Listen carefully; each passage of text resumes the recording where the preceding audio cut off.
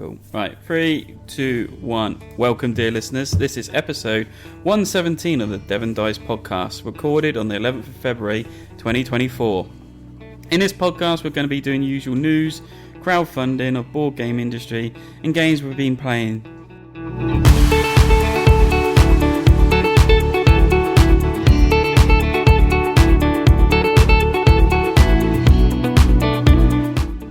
Hi, I'm Joel, host of the podcast, and joining me tonight is Sam. Howdy. Claire. Hello. And maybe Nick later on when he can be bothered.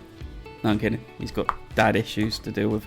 Anyway, so, we're back again, another news podcast, and going on with the convention news, North Devon Gaming Weekend is coming up at the Fox and Hound. I've still got that wrong in the title there.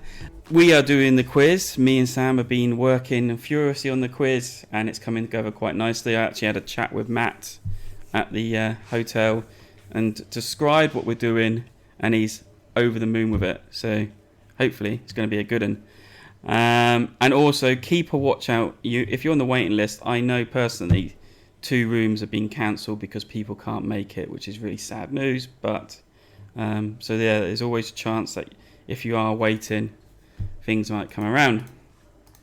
Torbay Full Board Gaming Weekend has just been. Me and Claire was there. And next year's dates have already been announced. So if you're interested at this time, it's from the 31st of January to the 2nd of Feb. And as I said, me and Claire were there at the one previous gone, and we're going to have a little quick chat and go through our thoughts on it.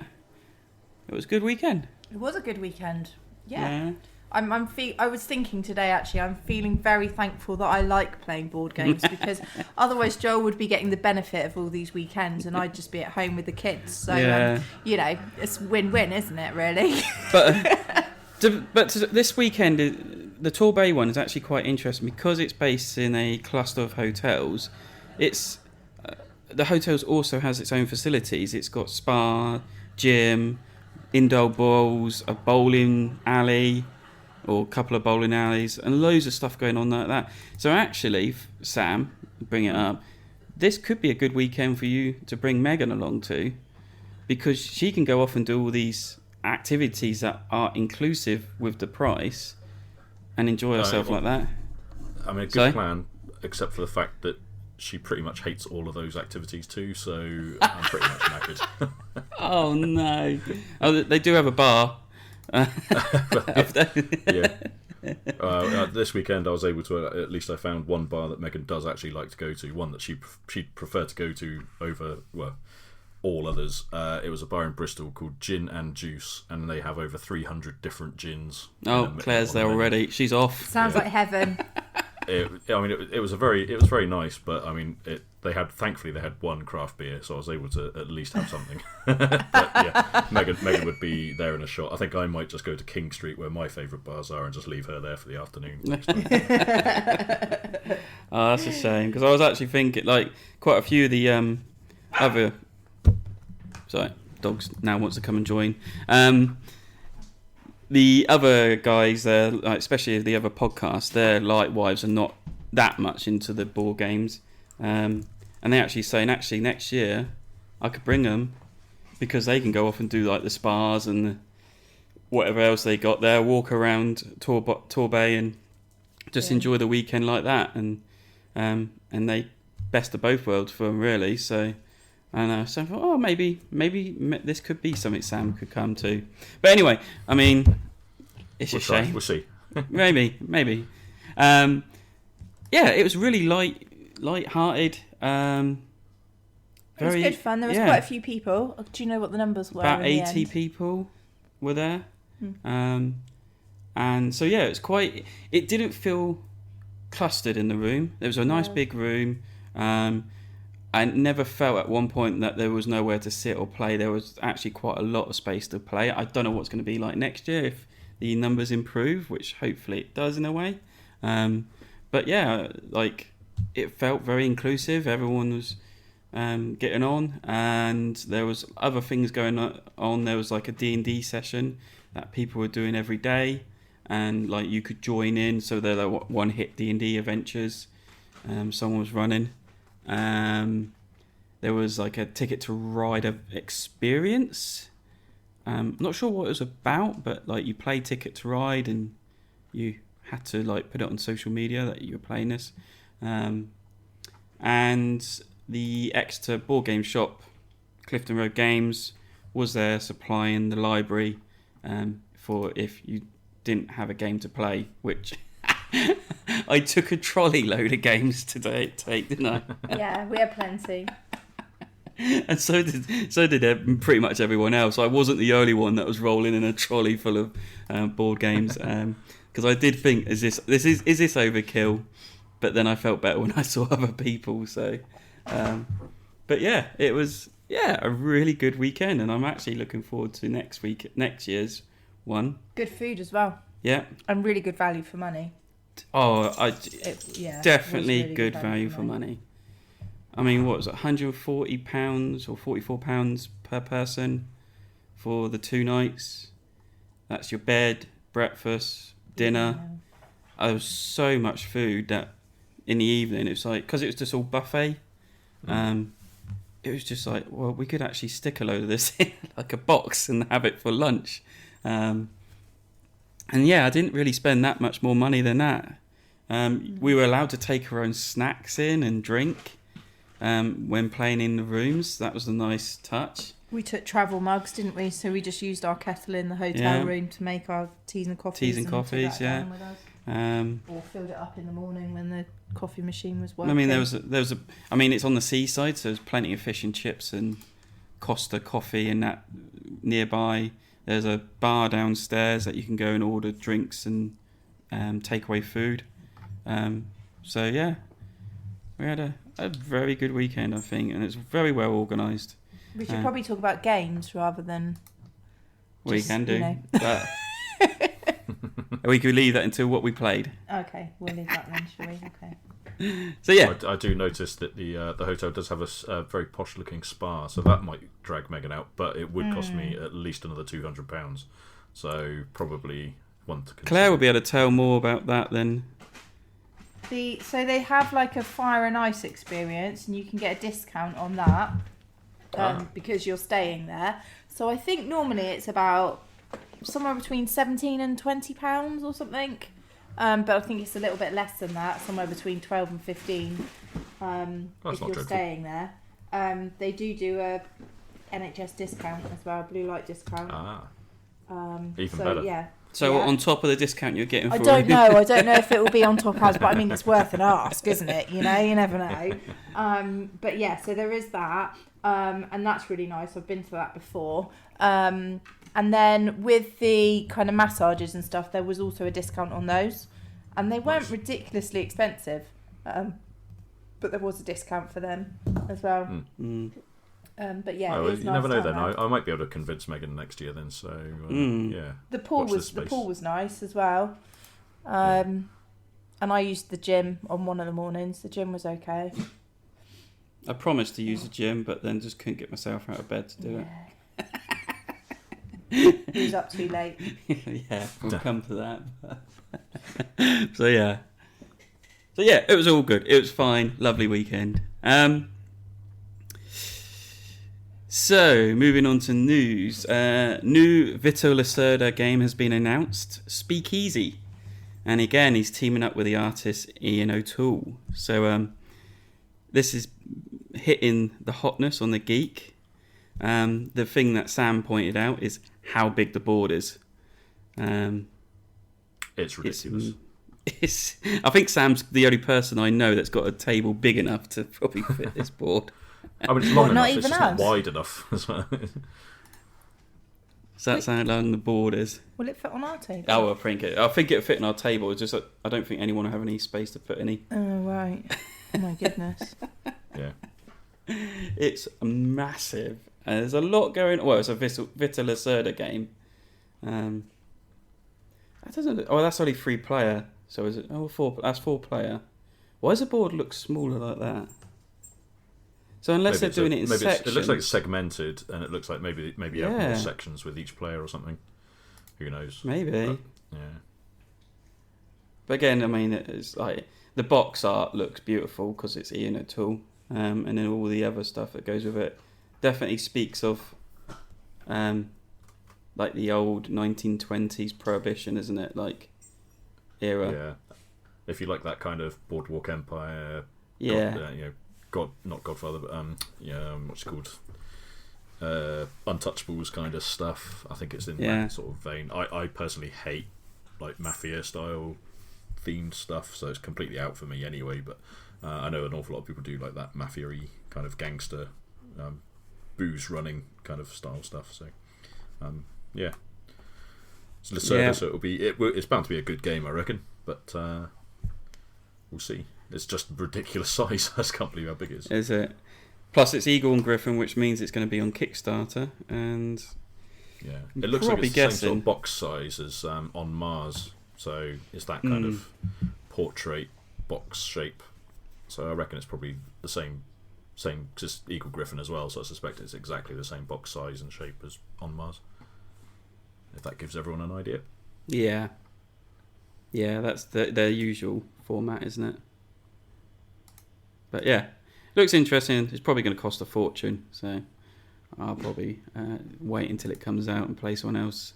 So Gamefound is becoming the new go-to crowdfunder for board games.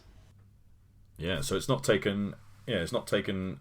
It may not have taken as much money as Kickstarter from tabletop gaming last year. So Kickstarter took a total of $226.2 million for tabletop game projects, but Gamefound took 56 million. But what's quite interesting there, I think, is that Kickstarter's had an awful long time being pretty much the only game in town, bar a few things that might have been on like Indiegogo or something. And this is really only about the third year maybe of Gamefound running. Yeah, I think so. Yeah, and probably only the second of it being a properly full run, dedicated platform. So to take 56 million is pretty impressive, and I'd say all of the biggest projects tend to seem to be on Gamefound now. Most notably, last year was Nemesis Retaliation, took over $12 million. Elder Scrolls took 4.5. The Witcher Path of Destiny actually outscored the other on Kickstarter. I don't know whether it was. I have to double check actually. So the Path of Destiny, which is the second Witcher game from the Go On Board team, took nearly $4.5 million. Can't remember what it took on Kickstarter with Old World. I think it was a little bit more than that, to be fair, wasn't it? But it's just interesting that Gamefound is kind of rapidly catching up, I would say. I mean, Gamefound does a great thing of keeping the gates open. So, like, the Witcher game's been on funding for ages. I mean, primarily it's after pledge, but it's like it's not seemed to have stopped, and they keep raising money until it pretty much is being produced, and then and then you can pre-order it pretty much as well afterwards. So I think that's the difference where Kickstarter just says that's it, this is your date, it shuts, and then you can do pre-orders afterwards. Especially like perpetual kind of, it's like having a perpetual late pledge, which you'd always do by Gamefound anyway. Because obviously Gamefound would be the platform a good number of tabletop projects would use for their pledge manager anyway. So essentially, it's using exactly that, but saying actually you don't need to close the project if you don't want to. Just keep taking pledges. So it's just interesting that they're catching up, and I could easily see them kind of going. They're pretty much guaranteed to go higher again next year, and it'll be interesting to see if that number of Kickstarters comes down as well as theirs goes up. Well, this is it. I mean, all the good games now seem to be on Gamefound, and you look on Kickstarter, and it's like, there's a few, but not as much as it used to be. And leading on to this, like their newest customer that is now using Gamefound is Simon, with their new Gamefound Kickstarter launch, or game I should say, which is A Song of Ice and Fire Tactics, which they've just released. So now I don't know if they're trialing Gamefound and see if it works just as well for them. Right, so A Song of Ice and Fire for Tactics from Simon. They come out with a massive big figurine that you can add onto your pledge if you really want one. Oh, $260. Yeah, that's just the basic bundle. They've already got add-ons galore you can put on there. They did a Song of Ice and Fire before, where it was this miniature. So I don't know if they relaunched it with new rules and things like that. I've not really looked into it too much. It's just the fascination of like how many people are going to purchase this, and then how much is this actually going to cost at the end. It's alright, honey's just getting a word in. If it's got it'll have the classic shipping to be charged later on. Yeah. Shipping with CMON stuff is always about $100 more. So, well, this is buyer it. beware on that one. So yeah, I'm just following it because out of pure interest, I want to see how much content they're going to keep putting out for this, and B, Dragon how much for interest is 78 centimeters tall. Yeah, and there's a diorama that it actually fits onto. This is the interesting thing also with this, is that they're actually bringing in 3D terrain. So the diorama is like a dilapidated castle that can either be part of the dragon or on its own. But there are also other bits of landscape. There's a whole box of landscape bits going into it. So it's interesting they're going down this path. As I said, I love to see what the final figure will be and how many people backing it. Then still, to be fair, if you just want the skirmish game, you don't care about the stupid mini and all the rest of it, is $60, which is by CMON standards is pretty good, I'd say. Yeah, but not many people. But no one's resist good. Just that. 21 people have gone for that. So. Yeah. They're the ones that will sit there until the very end and say, actually, I need to pledge all in for this. But I still don't think they're meeting their expectations. Like, it's $750,000, and I think they're still looking at the dizzy heights of when they did the Marvel games and things like that, when they were reaching millions within the first few days. And I'm wondering whether it's kind of they've killed off a lot of their customer because that, and I'd also say maybe I don't. I mean, obviously the Song of Ice and Fire is still a really big property, but how big a property is it within gaming necessarily? I don't know. This would have been massive if it had been back when the TV show was on, but is it as big now? I don't know. It's kind of not sure if that's part of it. It's kind of dropped. The whole Game of Thrones stuff's kind of dropped off the cultural radar a little bit since then, since the TV show's gone. But I don't know. You want a big dragon, plastic dragon? No, thank you. Okay, fine. Not for that much money. I can think of better things to spend $260 on. Yeah, don't panic. I won't be either. So yeah. Another one brought to attention is Last Light 2nd edition. I don't know if you can class it as a 2nd edition. It's just basically a reprinting of a game. Yeah, 2nd edition. I don't know if it. Yeah, it's just reprint, isn't it? Surely.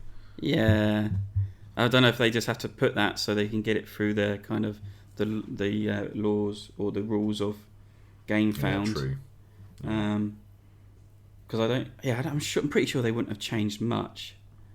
But, okay, so it says, what's the difference between the first campaign and this one? In addition to the brand new alien factions that are available and the offering of an upgrade kit to bring retail versions of Last Light up to deluxe, it's the same game with an updated rulebook. So they've added enough to basically get past whatever rules there are about just running the same campaign again, I guess. Yeah. But, okay, so this game actually, it intrigues me because apparently it's the first 4X game that can be played in an hour, which is quite cool. Yeah, and it's an awful lot of people, and mainly the Dice Tower lot that kind of review it, or 10-inch ones like Secret Cabal say they love it. I think it was Jamie from Secret Cabal's favourite game of last year. So it was. But how much of that is slight nepotism because it's designed by one of the Dice Tower crew? I'm not sure. But I'm sure it isn't. But at the same time, I think it probably does have an impact. But I would certainly like to try it just because it seems to have been quite a hit. Definitely, and I love the fact it's got a rotating board to simulate kind of a solar system in it. So The board looks quite cool. it does, doesn't it? Yeah, and all the planets are kind of basically look like marbles that are kind of on sticks going around, and it looks like it's got a really good production to it. So yeah, I like the idea of the spot UV board, although no one's ever going to play in the dark, so I don't know. I do love that when they put that on games. Oh, you can glow in the dark dice as well, just to add to the more confusion.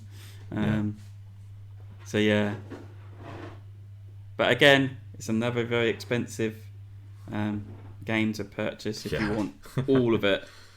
Wow. Yeah. But you're getting like all upgraded stuff and everything in it. But... It's $115 if you just want the base game. Well. Yeah.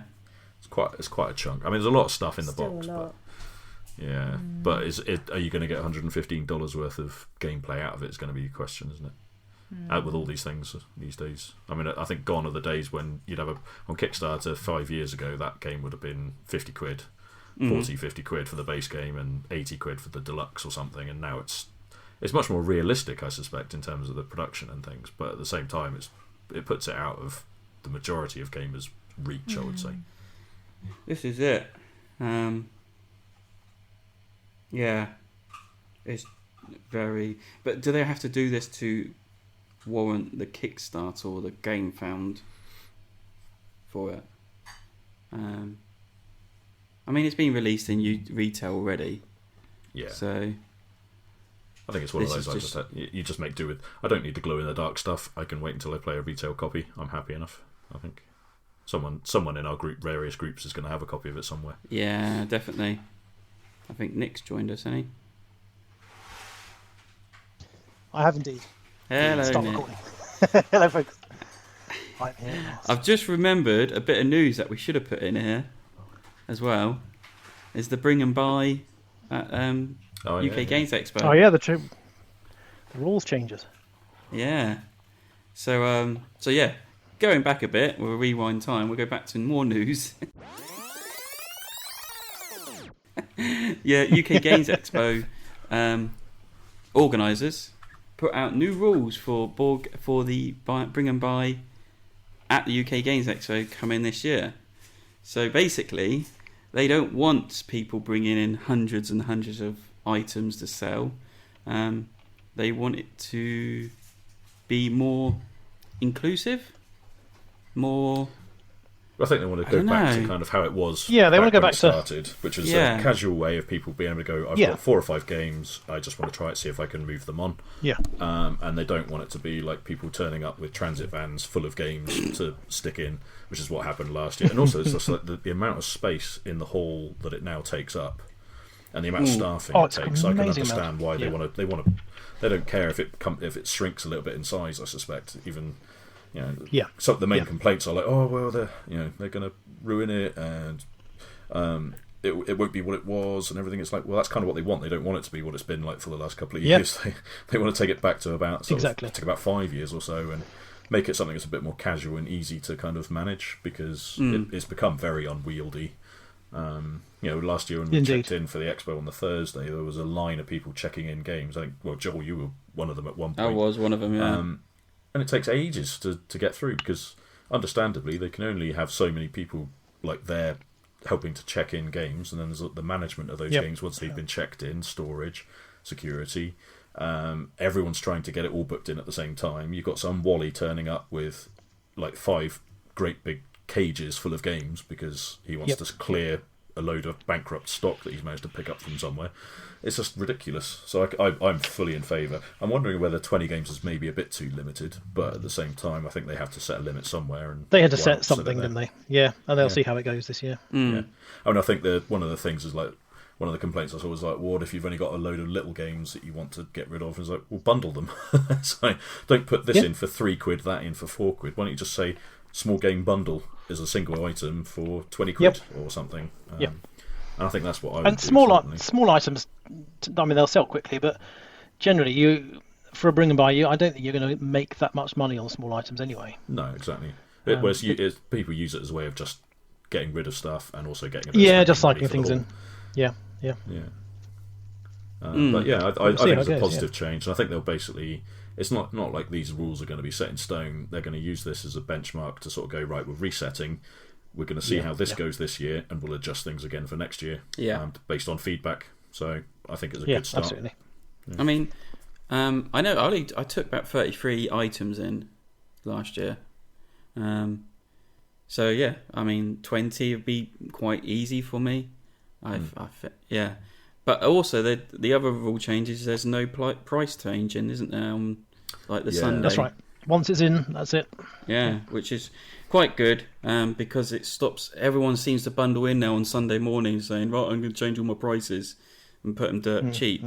I tried this year or last year, couldn't find any of my games, couldn't be arsed with it, so I just left them and actually sold a few more items at the standard price, so it doesn't hurt. That's one of the things that stops me from even doing it, because I'm like, having tried it at Aircon this year and ended up just giving away 3 or 4 games because I could not find them. And bearing in mind that was not even a quarter of the size of the UK Games Expo one. I dread to think what I would do. I mean, I don't want to be in a position like I did there, where I was just like, I can't find them. I'm just going to go to the thing and say, you can have them if you're okay with that. Because the Expo have literally just said in that thing as well, they don't want to be left with a bunch of games that aren't selling. You know, they don't want to have to deal with getting rid of them. It's not as easy. It's not as easy as just saying, okay, well, they could just give it to a charity shop or something. But it's not quite that easy if you've got literally a van load of games that you've got to try and get rid of. Indeed. So yeah, it's.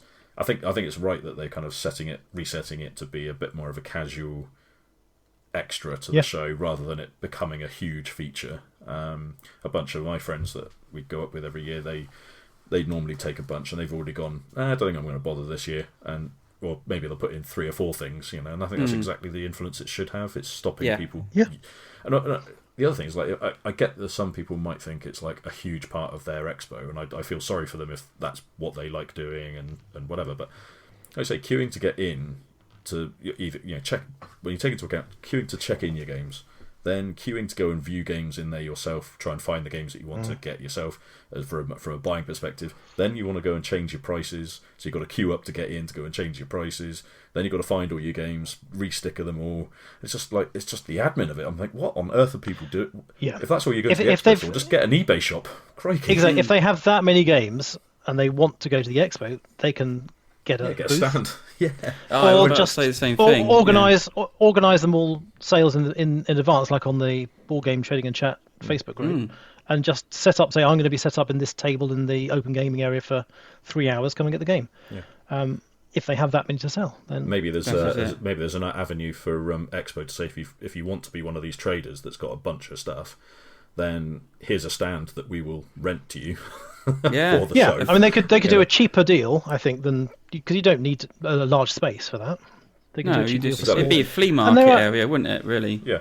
Because I couldn't remember if the expo has any second-hand game store like sales places. Anyway, like Essen does. Essen has a number of stores which are just second-hand games. But I can't remember any that have any. I don't think there is. No, that was always bring and buy, wasn't it? So I could see they could make a case. I wonder if they would do that. Yeah. Here's your stand. You can use it.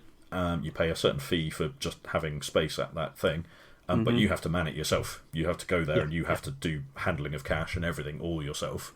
And if you're going with like 200 games, well, surely it's worth your time to maybe try and sell them. So say I'm going to do it for the Saturday. I'm going to have 100 quid's worth of stand space or something for X hours and try and flog your games. Or something along those lines. Anyway, I could see something like that happening maybe. Well, I mean, me and Nick know someone that's notorious for. He basically lives in the bring and buy, and I think he's probably part of the reason why they've gone this way, because he would be the one that drives up with a van full of games, put them all in, then he'd hover around the games being sold, pick up all the cheap ones, and then re-enter them back in for high prices. Oh really? Oh my god! So that's something else that I mean, I'd heard of that was the sort of thing that happens, and you just think completely devoid. That's against the spirit of the whole thing, isn't it? Well, but he's done it for years, ever since I've when it was in the Hilton. That's where he lived. It was the Bring and Buy. I never saw him anywhere else but the Bring and Buy. And so I think it's really dampened his this year's weekend for him. So, but he's a guy like you saying about having the stand, a little flea market stand. Well, yeah, they should be going to these people and say, right, here's a stand, £100 for the weekend or something like that. Sell your stuff. He'll make that back if he's that good at selling the games like that. Then he'll definitely make that back. So, absolutely. Even if it comes with an exhibitor's pass for him, I mean that's a bonus to him at the end of the day. But good news for some, not so good news for others. Yeah, let's see how it goes. I think it's a good. I think it's a good change. Nick, we were just done the crowdfunding. Do you want to talk about your friends or the people you know doing the game? This one is called Isla, or Isla. I can't remember which way they pronounce it.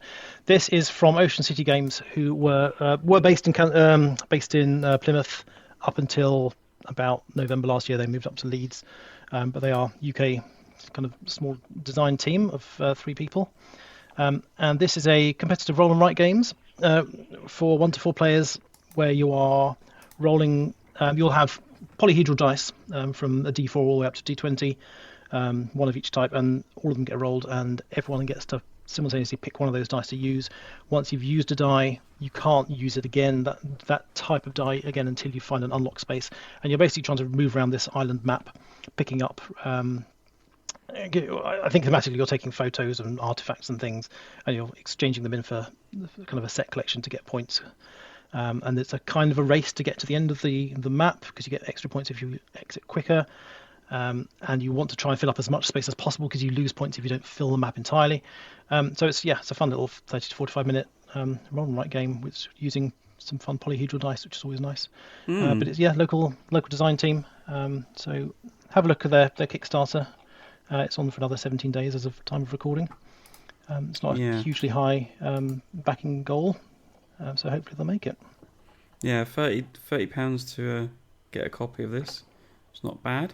Yep, and for UK it's only £6 shipping as well, so it's a decent shipping price if you're in the UK. If you're in the US, probably not so much. But I think there's probably going to be more UK sales for this one. The funding goal was shipping is a real problem. 6,500. I think possibly they might struggle with that. We'll see. I know games. I don't know what their estimates were, but I know like producing games like this is expensive. But if you're a small little company like this, then you don't have that benefit of being able to do high print run volumes. That's it. But, let's hope they do. Make it to their funding goal. So take a look. Keep an eye on that. Right, what we've been playing. So, as I said, me and Claire have been to the Torbay weekend, and I played quite a lot of games. Claire actually did very well at playing games. Yeah. And thankfully, Becky from Whose Turn It Is Anyway podcast taught Claire Ark Nova, which is really exciting because it saved me a job too. I might have got grumpy at Joel if Joel had been teaching me. So what did you think then? I loved it. It was great. I really enjoyed it. Yay! Got the best to play with. It was really good. There's lots to it, so it did. It takes a lot of thinking when it's your first time playing it. And you played with the expansion. I did play with the expansion as well. I probably need to play it again relatively quickly whilst I still remember how to play it. Otherwise, I feel like I'll be learning it all over again. But I really enjoyed it. It was really good. The artwork's lovely. It's photographs, isn't it? Yeah. But it's still, you know. I think the graphic design is what you mean as well. It's like, because my main thing when I first saw it was just like, oh, it's just the photographs. It's not very interesting. But actually, the graphic design kind of when you get your head around it, the graphic design is what makes it appealing. I think as well. Yeah. But I enjoyed it. It was good. Problem is, Becky has a nice souped-up copy, so she's got like 3D printed pavilions and stands. And I was like, very nice. A cup of coffee that looks Spoiling like you. it's actually got coffee. And I was like saying to Claire, like, when I get my copy out, don't be disappointed because it's not as good as this. Yeah, I had a lot of pavilions in my. You did. I had a lot of pavilions in my zoo at one point. I think I had more pavilions than animals actually. My free range monkeys were very happy in the pavilions. She had some kind of safari thing going on. Yeah. I love it. And and I had quite a few coffee shops, so everyone had places to go and they could, mingle with the free range monkeys. And it was and at the end it was very close with the scoring, wasn't it? It was. You scored positive points because you were doing the mean version of scoring. Yes, I did. I got 6 and Becky got 10. Or 106 and 110. Yeah. The scoring's mean, isn't it, if you do it properly? Yeah. So I just did all that work and I got 6 points. That's why they introduced the... that's why they've changed it, The snowflake scoring. So. Snowflake scoring. I like it. I mean, that's harsh. It is depressing. 6 points. It is depressing when you do get negative points in it. Well, Becky said the first time she played it, she got it was either the first time or another time. I think it was the first time. Minus 45, bless her. Without adding the 100 on. So. I've seen someone get like minus 82 or something, and then if someone just can't, they get a bad synergy and they don't get that engine going. And someone else is racing ahead with a really good synergy, then which is why they've done it, which is fair. Yeah. And luckily, I think because I was playing with Becky, so Becky and I have had quite good conversations about games over the weekend, and neither of us are particularly good at looking at what the other person is looking for and then stopping them. Look at our own thing. So it works really well when we play together because we're both just doing the same thing. Like. We're not trying to beat, we're not trying to kind of be like, oh, I'll take that one just so that she doesn't get it because we're no good at it. So, if I was playing with somebody else, it might not have turned out so good. They're quite nice. Is this actual official, is it? Or is this... No, that's on Etsy. That's on Etsy. Becky bought hers from Etsy. Apart from the cup of coffee, she made that herself. Yeah, but she also had free tone. So we're looking at she had pavilions and colours on the pavilions, outlooks, and that's been put on the chat group. So we could put that in the show notes as well. So one of my games, and this is where I mentioned that I couldn't get up in the morning. I played another game of Castles of Burgundy Special Edition. So it's like already gone midnight on Saturday.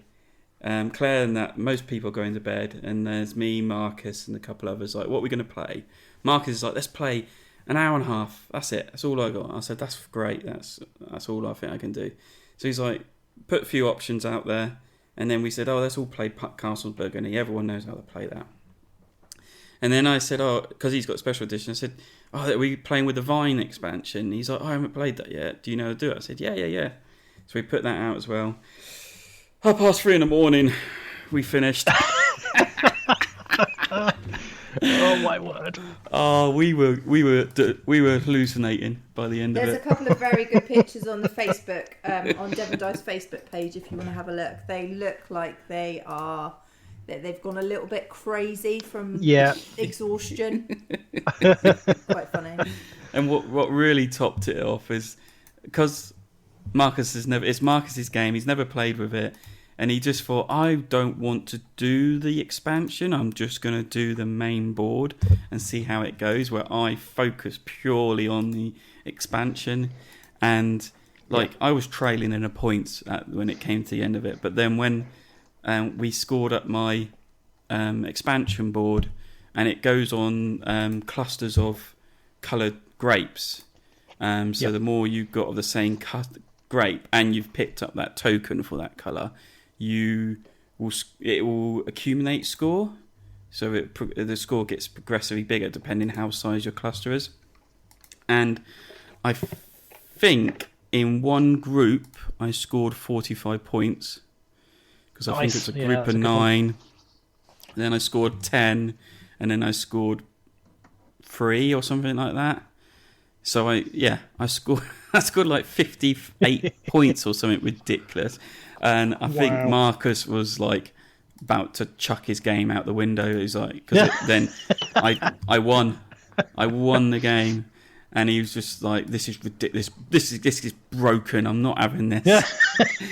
and then he realised, and I didn't know this, David Turtsey done the expansion for it. And he's like, "That's it. I'm calling David. I'm going to have it out with him." He did the solo mode. It wasn't the. It was Stefan Feld did the expansion. Oh, David so it was Stefan. Stefan did the actual expansion. So you can get on the line to Stefan Feld instead. Tell him he's broken the game from it. It is an expansion where you have to focus on it. You can't let someone run away with it. Just that everyone has to be equally in it, or someone will run away with the game. Yeah. So I don't know if he's still in two minds of it, but he was fuming. He was fuming at the end of it. And then the other funny bit was, and we didn't realise we were doing it because we were trying to pack the box up, and it's not that easy to get it all back in again. Is that like Marcus was putting things in, but then I was taking things out because I was trying to repack it, and then Marcus is putting things in. And then I'm putting things in. Marcus is taking things out. And the other two guys were stood there just laughing at us because we were like arguing about scoring while unpacking the box again in different ways. So I think it was just more the tiredness was kicking in.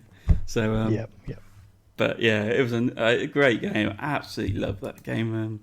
So yeah, and we played. It wasn't with the acrylic tiles, it was the standard cardboard tiles, which made no difference, I thought. So that's good. Yeah, I just saw you had the 3D castles though. Yes, we put the 3D castles on, which could actually be quite lethal if you're not too careful or drunk. Yeah, they can be quite sharp if you're not if you tread on them or something. There's some very sharp points on those castles. So yeah, very cool. Nick, what you got? So what from my list have I played? Because I wasn't on the last one that we did discuss play games, so I've got some left over from that. So last month or so, I played Rome in a Day with some guys at the local game group, which is an Alicat Games release from last year, designed by I'm going to present this name, Evgeny Petrov, and this is a I Split You Choose kind of terrain building game, and it's fairly light, and it plays quite quickly. It says 20 minutes on the box, and it is legitimately about 20 to 25 minutes to play it.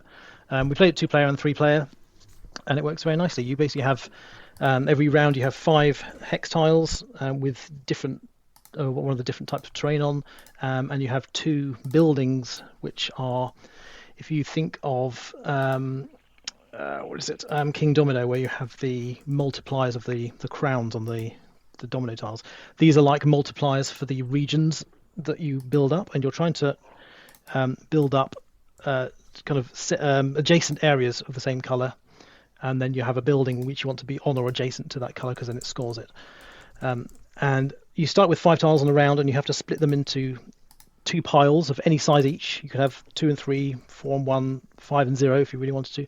And everyone does this secretly, and then we reveal, and then you are you're deciding from another person what size of the thing you want, and you get that, and then you can rearrange the tiles into whatever you want to, and at the end of the game you're trying to score the most from having adjacent tiles, and it's a nice little thinky tile laying game. And I don't tend to like I Split You Choose mechanism in games, but this actually worked quite nicely for me. I quite enjoyed it. So that was a good one. That was well worth trying out, and it's fairly cheap as well. It's quite a small box, so take a look. Awesome. Sam, what you got? I'll quickly cover Art Society, which we've talked about previously, because you and Claire have played it, but it's the new-ish tile placement game that was released at Essen, where you're essentially auctioning off tiles which are paintings to fit onto your wall to have the most decorative and complete wall possible. Finally got to get my copy played, and yeah, really like it. I have decided I prefer it to World Wonders, and kind of wish I'd opted for that as my freebie instead. World Wonders is fine, but it takes ages. Art Society takes half the amount of time.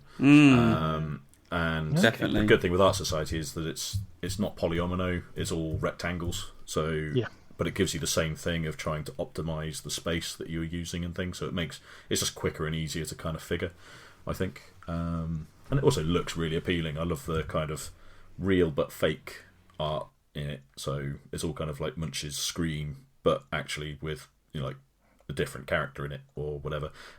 So all of that kind of looks really appealing at the end of it. And the one thing I didn't realise from looking at it when I saw the pictures is that the box itself is like die cut. So you've got like a two-tier box lid, which is amazing. Just from a presentational point of view, it's kind of weird and It's cool. totally unnecessary, but Yeah.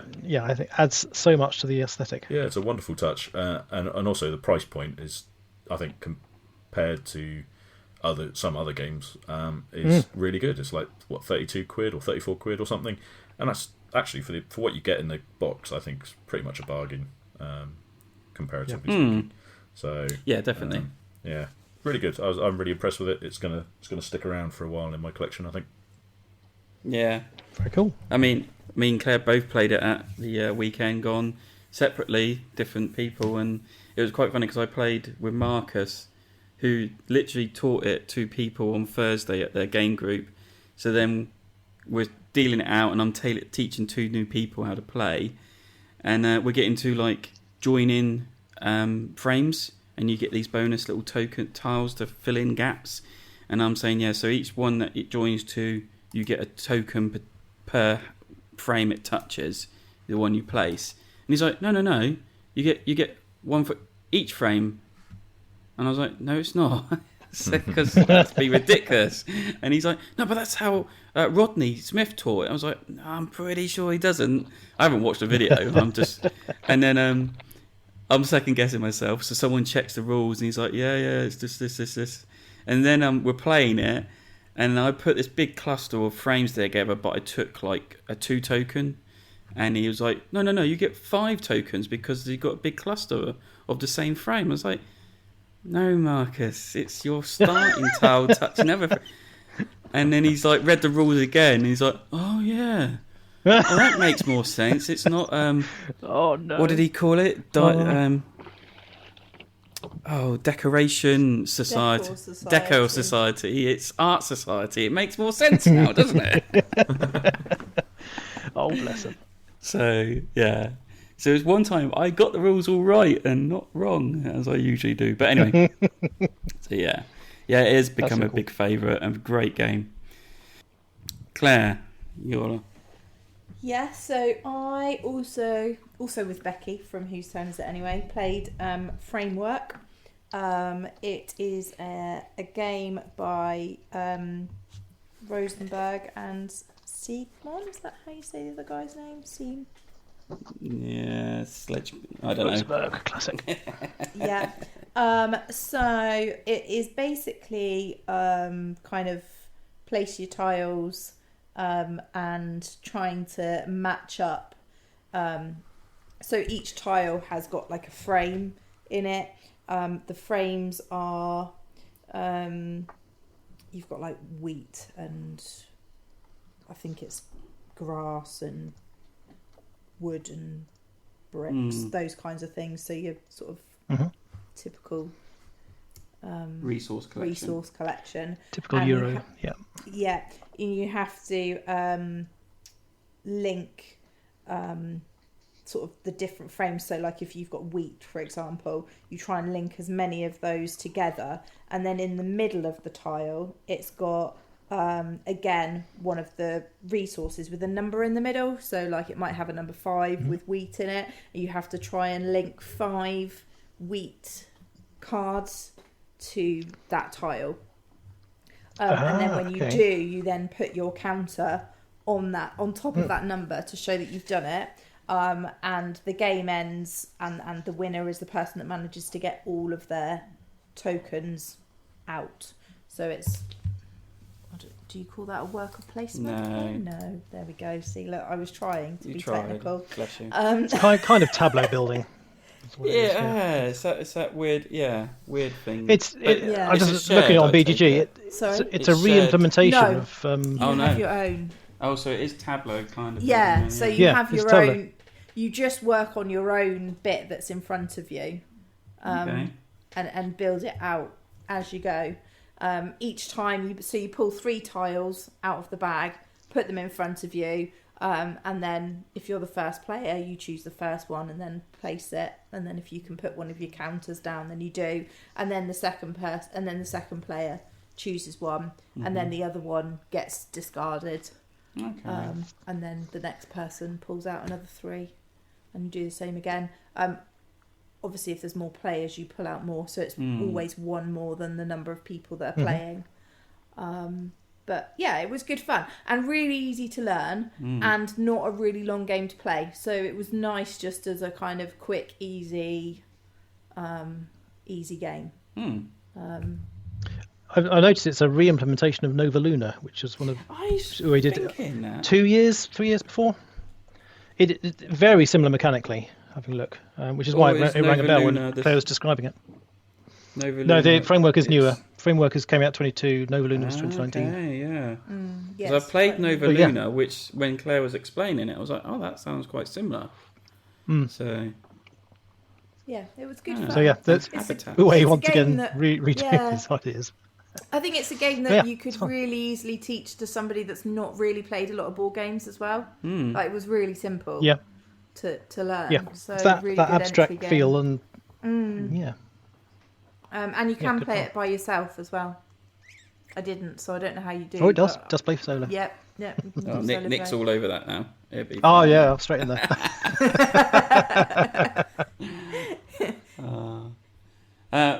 My other game I played at the weekend, and this is actually a game I brought back from Essen, a little card game called Odd Shop. So Odd Shop is odd because it's like six mechanics all mashed into this little card game. So it's an auction game. It's it's like trick taking game, set collection. What else was I thinking? There's all sorts going on in here, and it is you're picking. You're bidding for these different artifacts or relics or magical items. You're trying to collect sets of that colour, but it could be a fake or it could be real. So depending on how there's always 5 actually. So there's always 5 cards put out, and these cards that go on the bottom are whether it's fake or real or unknown. But they're face down, and then you put these other cards, which are the items, on top, and they have 2 different values on it. So, but you don't know what they are, and you have a hand of credit cards, they're called, and you will use these to bid on items, and everyone's got the same at the beginning. And if you win an item, then you discard your credit cards out for the round, and you carry on until all items are being purchased. And then at the end of it, before you look at whether the card's real or fake, you can actually bid off of people or make deals with people saying, "Oh, I want your item, I'll give you 30 credits out of your own value." And you can do things like that. Not much of that happened. People did try, but some people didn't go with it.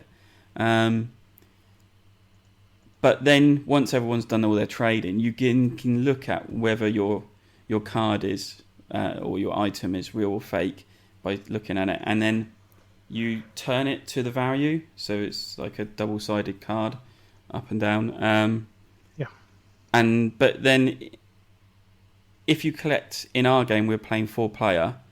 I think if we collected 4 of the same colour, you like get 200 points. And it depends how many people are playing. So 5 players, you have to collect 5 of the same, or 3 of the same. No, 3 of the same. It gets less and less, something like that. But then also some of the cards, like the red cards, were like clothing, and if you can get like garments that go together, then it doubles their values, which was actually another interesting way of scoring it. And actually, the rules were terrible. I can tell you that. That's why I didn't get around to it. It took pretty much all 4 of us playing it, going through the rules and saying, yeah, it should be done like this, it should be done like that. But when we got it actually down, we started playing, it was like, this is actually really quite good. This is quite good fun. And there's a lot of banter going off and like, oh, you got to stop him getting that kind of thing, or there's a bit of meta game going on because there's a turn order or bidding and things like that. So yeah, it's actually not a bad. Now I've got the rules down. It's actually a nice little card game. So I'm quite happy I picked that up. So that was Odd Shop. I don't even know who made it. Yeah, Jolly Dutch Jolly Productions. Dutch. Yeah. From the same people, Sam, I got you that Tricky Badger from. Tricky Badger. Oh, yeah. So, yeah. Very cool, yeah. So my next one, what shall I talk about? Which one? I will do Taverns of Tiefenthal.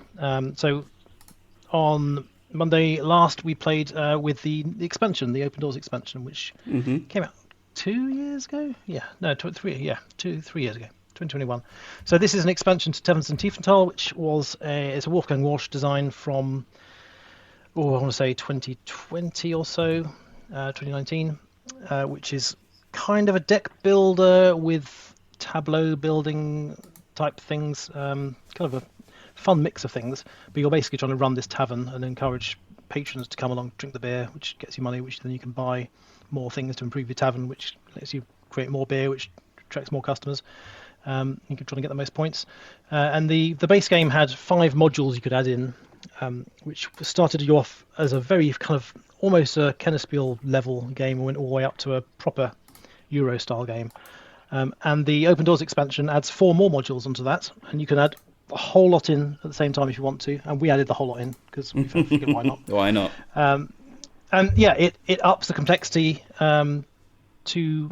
It says on BGG it's about 3 out of 5 weighting when you add the expansion in, and that's about right. You have to know how to play the base game, otherwise you'll be completely flummoxed by everything. But if you know the base game well, then adding these expansions in it just felt natural adding them in. Actually, it was really, really well integrated. And they add in, if I can remember, I don't know if BGG is even going to give me the information. It's not going to give me information about what the rules are. So if I go from memory. So you're adding in a module which lets you serve wine to customers, which you can do. They basically replace the dice placement, which is another thing I forgot about mechanics. So you're all rolling dice and then drafting the dice in turn order to then place on the cards to activate them, which generate the money to get you things. So there's a wine cellar, and you can get a sommelier to help you serve wine. And again, there's an upgrade bit for that. There is a bedroom area where you can attract guests to come and stay the night, or the nobles. You can put the nobles in the guest rooms, and there's 4 slots available, and you can slot in 1 noble in each one to activate a certain power that each one has. And then you have that for the round, effectively, and those just tweak the rules slightly. They let you do extra things. There's a couple of new types of cards which let you do various things, like one of them, the matriarch, I think, lets you pick the value of the die that you place there and how much money you get. And then there are some kind of shared goals which you're going for, which is you're trying to achieve one thing on the left and it gives you the benefit on the right, and these are randomized each game. There are 3 of them in the game. Every time you manage to do one of those, gets you a 5 VP chip, and if you get all 3, you get this matriarch woman who comes along and does things, and they all have special abilities. Once you achieve them, you can then activate that special ability at any point on the game, and it's a one-use thing. It really mixed up the game really quite nicely. It raised the score threshold quite significantly. We were scoring just into the 200s rather than the usual kind of 150-ish, but it didn't make it that much longer. It took us 3 hours to play, but that was with a half-hour sorting out the bits and teach and things with the expansion. So it was about 2.5 hours. I think you could play it in 2 hours once you know the extra rules fine. But it was a lot of fun. We had a real good time playing. That was 4-player as well. So we all knew the base game, but none of us played the expansion. So it played very nicely. So a welcome addition to Devon's Chief and Toll is the Open Doors expansion. Yeah, we played this and the expansion it adds a lot, and I think it took us all night to play as well, but it did add a nice touch to a lot of it. So yeah, because I find the base game a little bit vanilla for my taste. I like it. Wanted a bit more complexity, and it's with all 5 modules in, it's fine. It just needed a bit more, and I think the Open Doors expansion does add in that extra bit that I wanted from the base game. Definitely. Sam, your newest game. So this last week I got to try Emblem Space Agency, which is the new game from Reiner Knizia. The cat game. In space. The Cats in Space game. Let's get this out of the way first. It's got nothing to do with the cats, other than the fact there's cats on the board. You really don't have to worry about there being cats. Oh, Reiner Knizia. Yeah. The good doctor does it again. Yeah, I mean, there's very little theme going on, as normal. Essentially, this game is Celestia in space, in essence. Right. So it's got that kind of thing where everyone's on the same ship. One person is controlling the ship, in this case rolling a set of dice, depending on the level you're on, which is judged on a card run. You're either going to have 4, 5, or 6 dice being rolled at any one time, or for a round. And the idea being you're trying to make it as far along the track as possible. But the one thing it does differently to Celestia is that in Celestia it's kind of like almost like an all or nothing, or you get to certain points and you get a random-ish points card. And you're sort of trying to collect as many points as you can. In this one, you have a set of 8 tokens, or cat tokens. They're also cat head shaped. Believe me, that is the last element of cat relatedness to this game. Each of those tokens has a different kind of power that can be used on that turn. Yep. So it might be it grants the commander of the mission to use the token as a 1.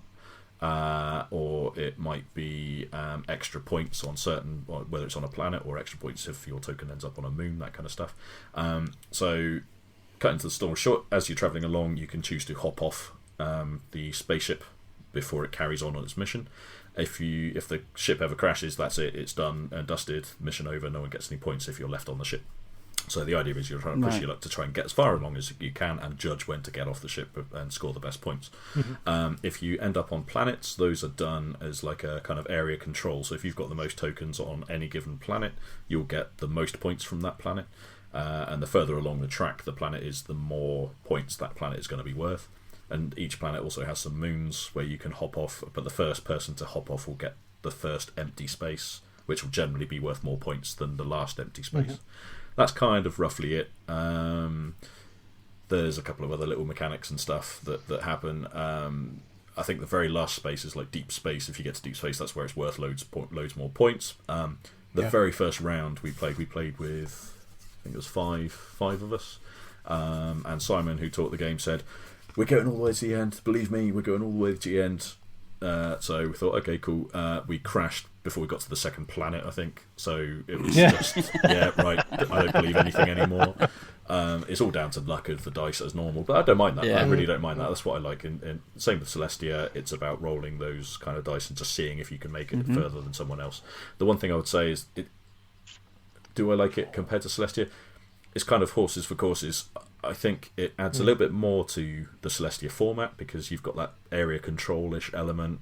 You've got the little powers that are on your tokens, as opposed to it being a card that might be played from your hand. But I like that in Celestia, where the ship's crashing, but you immediately play your jetpack card and woohoo, I can get off here while everyone else crashes. So all those little bits are missing from this game because you don't really get that. Everyone can see straight away what you're doing before you start. So you don't have that sort of hidden element of it to it.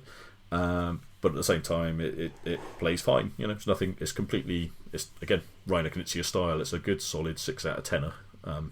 Maybe more depending on what your personal feelings are. But it's a perfectly reasonable game. Not one I'm going to be bursting to play again. But I'd happily play it if someone else wanted to. It's that kind of thing. Yeah, very nice. That's what it looks like. that kind of Yeah. Rhino Knizia level. But don't worry about it if it's a cat game you're after. It's got cats in it in a picture. It's not really but that's cats. it. Yeah. One of the planets does have a paw print on it. I'll grant that. There we go.